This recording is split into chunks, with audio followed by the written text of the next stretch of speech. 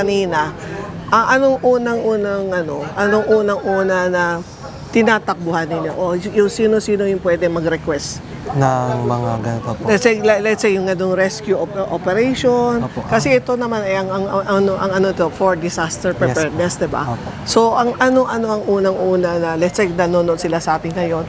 So kailan malalaman ng mga tao kapag may sakwa, let's say may lindol, may baha o ano pa ang pwede maasahan? Unang-una po ang ano natin, ma'am, mga barangay natin. Mga barangay. BDRRM po. Sila po ang makakatuwang po namin na halimbawa may mga kalamidad po. Sila rin po ang tumatawag sa amin. Silang tatawag sa iyo. Pero ito na ba ang pinaka home base niya o today lang nandito? Actually, ngayon lang po siya dito, ma'am. Oo. Baga, i-dinemo lang po ito ngayon. Dinemo. Bali, ililipat po siya dito sa North City Hall po ng Caloocan. So, ito permanent nakaparada sa North City Hall dito sa Caloocan. Apo. And then let's say sabihin natin na kapag meron mga pagbabaha, example, kasi Caloocan mas hindi masyado. Let's say kunwari lang, yung sa Malabon, which is connecting na, pwede din sila humingi ng saklolo sa Caloocan. Dinadala rin po ito ng bali ito po pwede pong hatakin ng sasakyan yan ng 4x4. Oo. Para po dalhin po sa malapit na incident, gano'n. Halimbawa sa mga lindol, gano'n. Kung saan po siya malapit. Oo. Pwede po siya idalhin doon. So kapag let's say may tumawag na taga-barangay, Apo. and then kapag tumawag sa inyo, nakikita na ninyo sa inyong system? Opo, na rin. May nag-ano po kami, meron po kami operation center. Oo. Sila po yung tinatawagan. And then ibababa po sa operation. Oo. Para po dalhin kung ano po yung mga definitive na gagamitin dun sa area. Oo. Ano po yung sakuna, yun din po yung So ibig sabihin yung sasakyan, hindi necessary ito lang, meron pang mas malaki. Di po, kumbaga may gagamitin pa pong para dyan. Iba po kasi ito. Iba pa. Ito yung tinatawag po namin SRV, Rescue Vehicle po. Ito rescue vehicle, para kung ba sa tao, PTB. Opo, ganun. Oo. And then ito naman, ano naman yung nasa loob? Ano po siya, ma'am, kumbaga sa po kasi halos lahat po ng Oo. po natin, pakita po na. Oo. Bakit meron tayong Ito po yung tinatawag natin, ma'am, na solar electricity. Meron din po tayong wind turbine. Para po, hindi na natin kailangan maghanap ng electricity. Oo. Meron na po tayong Oo. ability. Kumbaga talaga napag-isipan na may solar at may ganito. Opo. Para Para kasi ini-expect natin talaga kadalasan walang kuryente. Opo, walang kuryente. Okay, Hindi magaling. na natin kailangan maghanap pa ng kuryente sa iba, gano'n, may saksak. Oo. Meron na po tayong power generator na nakasama na rin po dito. So may power generator. Opo. And then pagka naman, so far, ilan ang team ninyo dito sa loob? Marami naman kayo? Bali, marami po kami. Nasa 20 po kami. 20% 20? po ang nagpapakita. So ano yun dito? Ano yung nakikita ninyo dyan?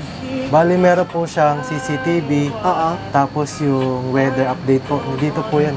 Oo. May technical team po kami na nagpapagana. Oo. Tapos may mga TV po kami. News. Oo.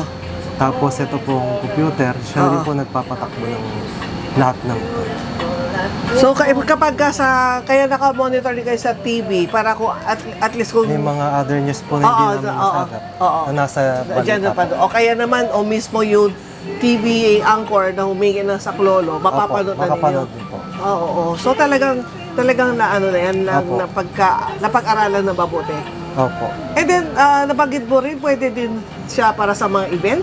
Yes po. Mga big event po, ma'am, na halimbawa, marami din ang kailangan na standby. Oo. Kasi hindi po natin masabi kung gaano karami po yung tao sa big event. Kaya naglalagay po kami ng ICP. Pinaka-base po ng bawat namin. Nyari, ito po, ICP namin to, pinaka-incident command post.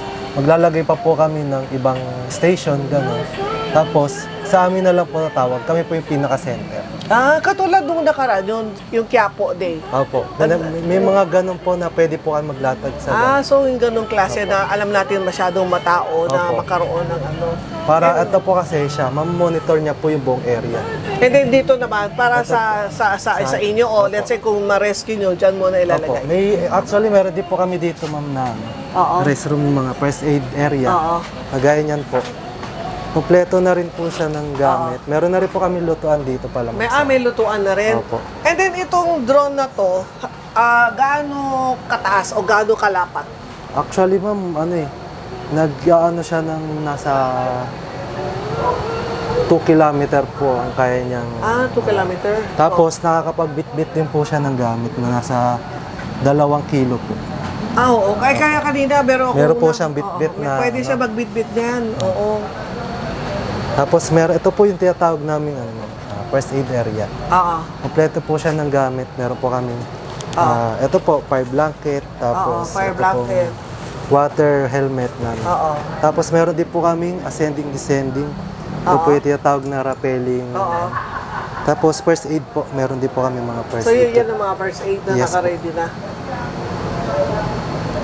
Para kung sakaling may ready na po. Tapos, ilan yung ganyan natin? Bali, ito ma'am, as of now, isa pa lang po. Isa pa lang, oo. Ayan po yung nakalagay sa mako. Pero meron po tayong yung naka-standby po doon na mga boat. Hindi lang po ito yung So, yun so far, Caloocan, Camiguin, ilan yun. Tapos, lahat yan, bawat isang nabanggit ko, lahat sila meron isang set na ganyan. Yes po. So, pero ito dadami pa. O Bali, mangyayari, actually, ma'am, o manghihiraman na lang. O Kung sakali po nawala pa, pwede naman pong magkakahiraman na lang. nakakahiraman. O kumbaga Lalo pag magtulungan na kailangan- lang mga Opo. LGU. Lalo pag kailangan na kailangan. Ganun po talaga mangyayari sa atin. Ano masasabi mo na meron na tayong gate yan? Para sa akin po, mas madali yung sa amin yung may ganito kasi Oo. mas mabilis po namin nalalaman. Hindi lang po kami nakatuon lang sa balita. Oo. Meron na rin po kaming sariling sources ng mga, halimbawa, may trahedya, gano'n. Hindi na po kami hihingi sa iba ng tulong. Nandito na po lahat ng kailangan namin. Oo. Hindi na po namin kailangan na maghintay pa ng panibagong tulong. Tumawag pa sa ibang lugar, sa ibang LGU na kulang kami ng ganitong gamit. Nandito na po. Hindi na po kami lalayo. Sa ngayon, let's say kung kayo kasama dito, dapat lahat kayo marunong lumangoy. Yes po. Dapat. Halos meron naman pong mga team na tinalaga po para sa water, ganyan. Meron pong sa rappelling. Tsaka meron din po sa mga first aid. Magagaling din po sila sa first aid, tsaka sa medical. Nag-assign po kami ng kanya-kanya namin team sa area. Para kung sakali, hindi po kami magulo. Kung sa water po, water rescue lang po ang magkakandak ng rescue sa pag may mga baha doon. Good afternoon po, Secretary Hilda Ong from Remate and Radio Veritas and DWBL. Secretary, kasi napansin ko dito sa press release, ang beneficiary natin ay Romblon, Camiguin, Caloocan, Camarines Sur.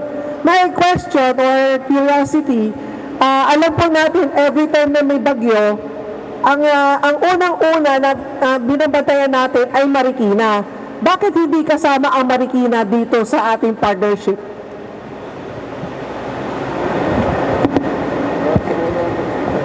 Sa Marikina po, gaya po ng nasabi ko kanina po, ang una namin, ang proyekto na meron kami ngayon sa kanila ay actually tungkol po sa ARGs and localizing ngayon yung ARGs and data collection and data, part of the capacity building doon sa pagtingin ng mga data na nakokolekta ng ARG at paano din ito kumukonekta doon po sa data ng pag-asa. Yun po muna ang aming pong launch recently approved project po namin with the City of Marikina. So gaya nga po ng sinasabi ko po, bawat city meron kaming kaantabay na programa. And sa Marikina, as discussed as well, doon din po sa local government ng Marikina, yun po muna ang kanilang pinaprioritize doon na nag-align naman sa aming prioritization din po. Bukod po dito, may mga capacity building activities din kami nakalinya para po kay Marikina. Yung Marikina, hindi lang naman naka-focus sa disaster response ang ating intervention. So for example, I think it was last year, I signed an agreement with a Korean agency, KOICA, na i-improve nila ang monitoring system for rain gauge and water level for the whole Pasig Marikina River system, Bulacan, Rizal, Cavite, Laguna. So, hindi, marami pa kaming intervention sa DOST. Pero itong programang to, yun lang ang apat. But don't worry, lahat naman ng syudad sa Metro Manila kasama. Iba-iba lang ang programa namin, depende sa pangangailangan nila and expressed need. Nagatatay ako. Saka, ito po ba ay ina-applyan ng LGU o mismo ang DOST ang nag-identify kung sino mauna sa kanila, like Caloocan? And then, ito po ba ay may sharing po ba sa LGU sa pagkakaroon ng mga gamit? Katulad kanina, nakita natin yung drone, maganda siya. Ito yung mga dapat may budget din ba ang LGU para mabilis sila makasama dito sa proyekto na to? Opo, unang-una po ay doon sa deployment natin, kaya po na nasabi namin, pilot deployment lang po kami. Hindi po ito magiging sustainable ang implementation kung wala pong commitment na manggagaling din po sa local government unit. Ang magpapatakbo po nitong MOCOG natin after po ng training ay hindi naman po si DOST-LCI at hindi rin naman po si Sir Dennis. Ang magpapatakbo po nito ay ang local government unit po. Yun po yung isa sa mga tinitingnan ng DOST pag ito po ay nagro-roll out ng mga technologies o nagpa-piloting po ng mga technologies. Di naman po sa interest kung ano yung mga kung ano yung ating tinitingnan para magkaroon, maaari pong magsulat ang local government unit sa DOST.